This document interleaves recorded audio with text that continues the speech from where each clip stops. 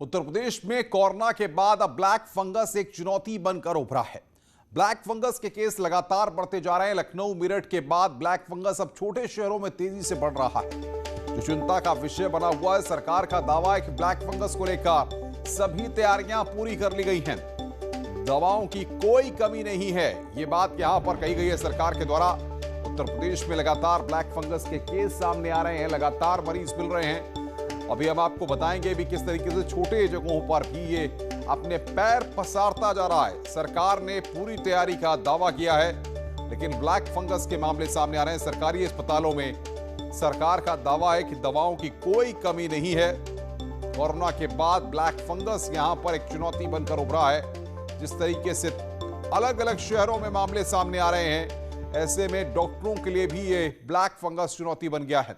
कहां पर कितने केस हैं? लखनऊ में ब्लैक फंगस के 96 केस, मेरठ में 109 केस अब तक सामने आए हैं, आगरा में 7 केस, प्रयागराज में ब्लैक फंगस के 5 केस। तो अलग अलग जगहों पर ब्लैक फंगस के कितने केस आए हैं सामने, ये हम आपको बता रहे हैं कि कहां पर कितने केस सामने आए हैं। उत्तर प्रदेश में ब्लैक फंगस का कहर लगातार बढ़ता जा रहा है। जिस तरीके से अलग अलग शहरों की बात करें, मेरठ में शुरुआती तौर पर मामले सामने आए थे और प्रयागराज में भी आपको बता दें कि 5 केस सामने आए हैं। लखनऊ में ब्लैक फंगस के 96 केस अब सामने आ चुके हैं। इधर मेरठ की बात करें तो वहां पर 109 मामले ब्लैक फंगस के सामने आ चुके हैं, लेकिन कई लोग वहां पर सफल ऑपरेशन के बाद ठीक भी हुए हैं। और मेरठ में ही नहीं, आपको बता दें कि लखनऊ और बाकी जगह, अगर प्रयागराज की बात करें, आगरा की बात करें, वहां पर भी इस तरह के मामले लगातार सामने आ रहे हैं। सीधे रुख करेंगे हमारे संवाददाताओं का। आगरा से हिमांशु त्रिपाठी हमारे साथ जुड़ रहे हैं और प्रयागराज से सर्वेश दुबे जुड़ रहे हैं। सर्वेश, सबसे पहले आपके पास आएंगे। शुरुआती तौर पर प्रयागराज में मामले नहीं आ रहे थे, लेकिन अब ब्लैक फंगस के मामले प्रयागराज में भी सामने आ रहे हैं। क्या जानकारी आपको मिल पा रही है? देखिए, निश्चित तौर पर कोविड का संक्रमण जरूर कम हुआ है, लेकिन नई चुनौती स्वास्थ्य महकमे के सामने खड़ी हो गई है। ब्लैक फंगस यानी म्यूकरमाइकोसिस के जो मामले सामने आ रहे हैं, उसमें सबसे बड़ी बात यही है कि अब ये पोस्ट कोविड जो है मामले हैं, और जिस तरह से कोविड के दौरान मरीजों को स्टेरॉइड दी जाती है या फिर उन्हें आईसीयू में रखा जाता है, उसकी वजह से ये फंगस का जो रोग है वो उनको जकड़ रहा है। ब्लैक फंगस इसको कहा जा रहा है, क्योंकि जहां पर फंगस का इन्फेक्शन होता है वो जगह काली पड़ जाती है, इसी वजह से इसको ब्लैक फंगस कहा जा सकता है। तो अभी तक 5 मरीज मेडिकल कॉलेज के एसआरएन अस्पताल में भर्ती हैं, जिनमें एक मरीज श्रावस्ती का है, जिसकी सर्जरी भी की गई है। और पिछले 3-4 दिनों पहले शहर के एक मशहूर रेडियोलॉजिस्ट हैं संजय पांडे, उनकी मौत भी हो चुकी है ब्लैक फंगस से। हालांकि ये मौत एसजीपीजीआई लखनऊ में इलाज के दौरान हुई थी। लगातार इसका दायरा बढ़ रहा है और जो स्वास्थ्य महकमा है वो ब्लैक फंगस के जो मरीज हैं उनके इलाज के लिए तैयारियों में जुटा है। हालांकि प्रयागराज में अभी केसेस कम है, इसलिए कोई अलग से वार्ड नहीं बनाया गया है, लेकिन मेडिकल कॉलेज के प्राचार्य प्रोफेसर एसपी सिंह का ये कहना है कि जो पोस्ट कोविड वार्ड है उसी में इन मरीजों को भर्ती किया जा रहा है, क्योंकि इसमें कई तरह के जो इसमें कॉम्प्लिकेशंस आते हैं, तो कई तरह के विशेषज्ञों की एक टीम लगी होती है जो इनका इलाज करती है। मसलन उसमें फिजिशियन की भी जरूरत है, सर्जन की भी जरूरत है, आई सर्जन की जरूरत है, ईएनटी सर्जन की जरूरत है, और सबसे बड़ी बात है कि अगर सर्जरी करनी पड़ती है तो प्लास्टिक सर्जन की भी जरूरत है। तो सभी विशेषज्ञों की एक टीम बना दी गई है और सभी मिलकर इन मरीजों का इलाज कर रहे हैं। तो एक मरीज की अभी तक सफल सर्जरी प्रयागराज में भी हो चुकी है। और इसमें खास बात यह है कि जो इसके लिए दवाएं और इंजेक्शन है उनकी कमी है, इसलिए सरकार ने इसको अपने हैंडओवर लिया है और सेंट्रल पूल से सीधे राज्य सरकार से, मेडिकल कॉर्पोरेशन से यहां पर डिमांड के हिसाब से इंजेक्शन भेजे जा रहे हैं। उसका पोर्टल तैयार किया गया है और पोर्टल पे जो रिक्वायरमेंट होती है वो मेडिकल कॉलेज की ओर से भेजा जाता है और वो इंजेक्शन मिलते हैं। बताया जा रहा है कि एक मरीज को एक दिन में करीब 6 इंजेक्शन लगते हैं और जो सरकार की ओर से ही उपलब्ध कराए जा रहे हैं। हालांकि प्राचार्य का यह दावा है कि प्रयागराज में किसी तरह से दवाइयों की कमी नहीं है, इंजेक्शन की कमी नहीं है और सरकार द्वारा वो मुहैया कराया जा रहा है। लेकिन इसके साथ ही साथ तमाम निजी अस्पतालों को भी और अन्य डॉक्टरों को भी जागरूक किया जा रहा है कि वो भी अगर सर्वेश, ये स्थिति प्रयागराज की आप बता रहे हैं। हम रुक करेंगे लखनऊ का। अनामिका हमारे साथ हैं। अनामिका, लखनऊ में भी बड़ी तेजी के साथ ब्लैक फंगस के मामले बढ़ते जा रहे हैं, ऐसे में अब किस तरह की रणनीति पर काम किया जा रहा है? देखिए अनुपम, कल ही मुख्यमंत्री ने जब टीम 9 की बैठक की थी, उसमें ही सबसे बड़ा फैसला ये किया गया था कि इसको अधिसूचित बीमारी के तौर पर घोषित कर दिया जाए। और इसके बाद जब अगर ऐसा घोषित किया जाता है तो केंद्र सरकार की बहुत हद तक रिस्पॉन्सिबिलिटी हो जाती है राज्य के अंदर महामारी को लेके। तो उसको देखते हुए ये कहा गया कि जैसे ही कोई बीमारी आगे बढ़ती है, महामारी होती है, तो उसकी मेडिसिन की ब्लैक मार्केटिंग शुरू हो जाती है। तो इस ब्लैक मार्केटिंग को रोकना है। इसके अलावा पीजीआई के जो डायरेक्टर हैं, उनके निर्देशन में एक टीम तैयार की गई है जो इसको लेकर के जो हेल्थ एक्सपर्ट के साथ रिसर्च भी कर रही है कि कैसे इस बीमारी से आगे लड़ना है। अलग अलग हॉस्पिटल्स में ब्लैक फंगस के जो पेशेंट है, जो मरीज आ रहे हैं, उनके लिए वार्ड की व्यवस्था की जा रही है। लोगों को सिम्टम्स समझाया जाए कि सिम्टम्स कैसे हो रहे हो, और तब उन्हें समझना चाहिए कि उनको ब्लैक फंगस है या कोई और परेशानी है।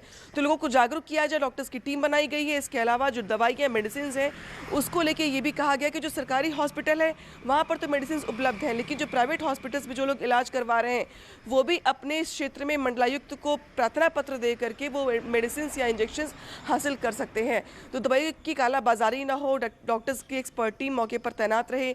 इसके अलावा इसकी कालाबाजारी ना होने के साथ साथ जो कोटा है मेडिसिन का यूपी को लेके, उसमें भी कोई कमी ना हो, आसानी से दवाइयाँ उपलब्ध हो सके। सरकार का ये भी प्रयास किया जा रहा है।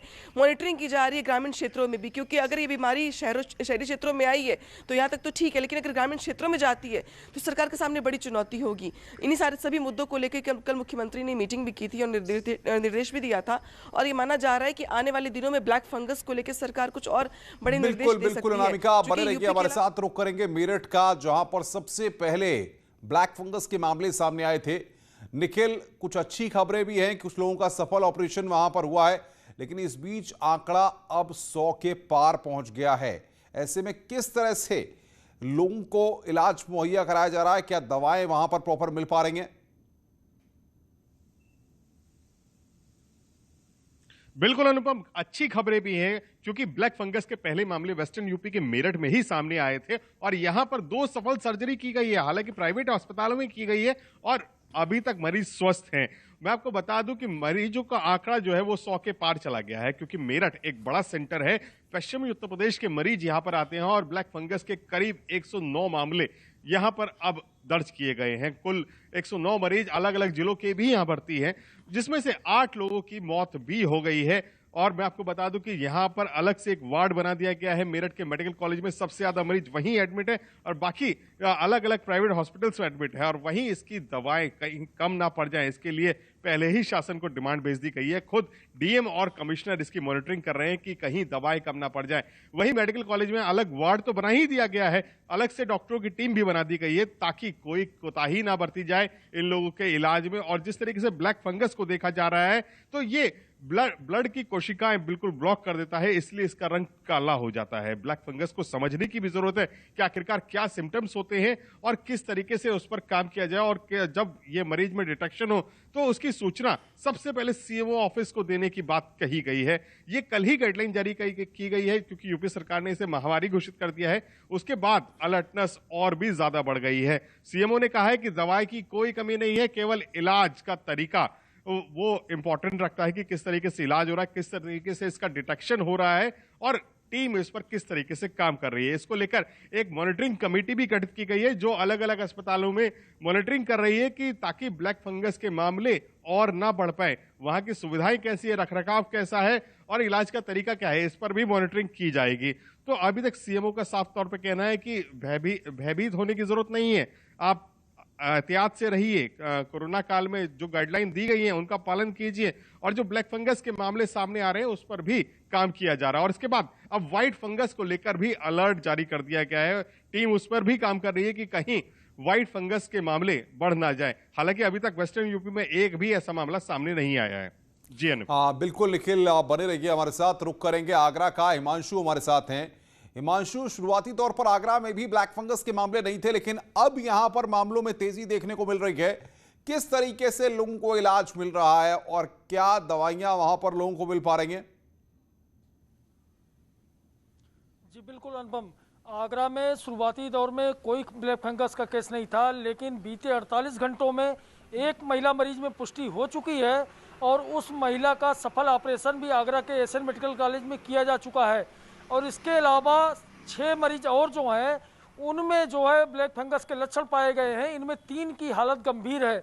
व्यवस्थाओं की अगर बात करें तो आगरा मंडल के जो आसपास के जिले हैं वहाँ व्यवस्थाएं नहीं है, लेकिन आगरा में बेहतर व्यवस्था की गई है एसएन मेडिकल कॉलेज में, और यहाँ 44 बेड बना दिए गए हैं। 20 बेड कोविड हॉस्पिटल में रखे गए हैं आरक्षित ब्लैक फंगस के मरीजों के लिए, जबकि 20 बेड ईएनटी वार्ड में है और 4 बेड जो है मेडिसिन वार्ड में रखे गए। इस तरह से 44 बेड बना दिए गए हैं। यहाँ मरीज अभी तक 7 हैं, बेड 44 हैं, तो इसलिए कहीं भी कोई दिक्कत वाली बात लगती नहीं है। जो मरीज हैं वो आसपास के जिलों के हैं और दवाओं और इंजेक्शन की कोई कमी नहीं है फिलहाल आगरा में अभी तक जो स्थिति है, लेकिन इसकी निगरानी बहुत ज़रूरी है और निगरानी होगी तभी, क्योंकि अभी कोरोना से लोग निपटे भी नहीं हैं कि ये आ गया है। जी अनुपम। हाँ बिल्कुल हिमांशु, आप नजर बना के रखिए। अनामिका आपका, निखिल आपका बहुत बहुत शुक्रिया, सर्वेश आपका बहुत बहुत शुक्रिया ग्राउंड जीरो से तमाम अपडेट्स देने के लिए कि किस तरीके से ब्लैक फंगस के मामलों से वहां पर प्रशासन निपटने की कोशिश कर रहा है। इधर कोरोना की महामारी अब भले ही कंट्रोल में हो, लेकिन ब्लैक फंगस यानी कि म्यूकरमाइकोसिस के मामले लगातार तेजी के साथ बढ़ते जा रहे हैं। प्रयागराज में इन दिनों ब्लैक फंगस के 5 एक्टिव केस हैं। सभी मरीजों को मोतीलाल नेहरू मेडिकल कॉलेज से जुड़े एसआरएन अस्पताल में भर्ती कराया गया है।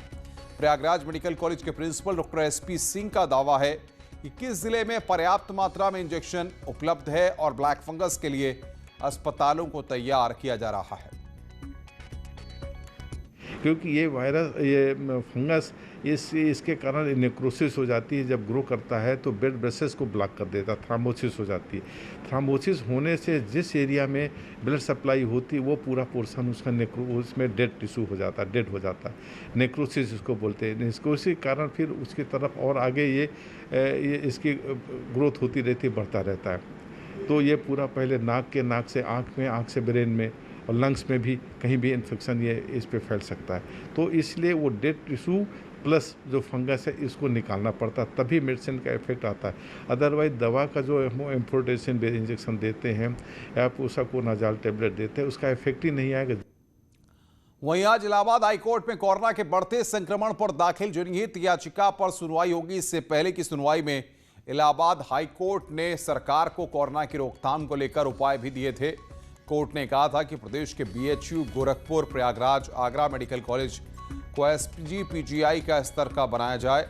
साथ ही 30 बेड से ऊपर के हर हॉस्पिटल में ऑक्सीजन प्लांट होने की भी बात कही गई थी।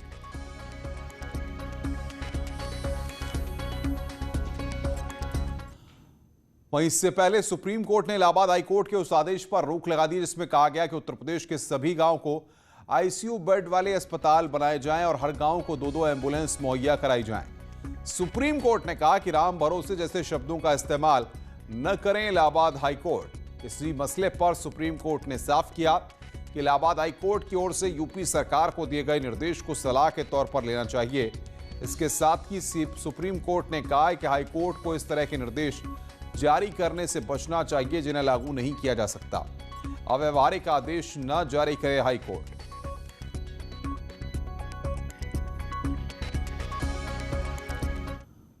और अब बात कर रहे हैं मुख्यमंत्री योगी आदित्यनाथ के दौरे की। आज आपको बताएं कि मुख्यमंत्री योगी आदित्यनाथ का क्या कार्यक्रम रहने वाला है। आज इटावा और कानपुर के दौरे पर जाएंगे मुख्यमंत्री योगी आदित्यनाथ। सैफई मेडिकल यूनिवर्सिटी का मुख्यमंत्री निरीक्षण करेंगे। कोविड अस्पताल का जायजा लेंगे। अफसरों के साथ समीक्षा बैठक भी करेंगे। इसके साथ ही 12 बजे सीएम पत्रकारों से भी बातचीत करेंगे। इटावा के बाद कानपुर के लिए रवाना हो जाएंगे। सीएम योगी अब तक प्रदेश के 10 जिलों का दौरा कर चुके हैं। वहीं सीएम योगी गांव-गांव जाकर भी लोगों से उनकी परेशानियों को सुन रहे हैं।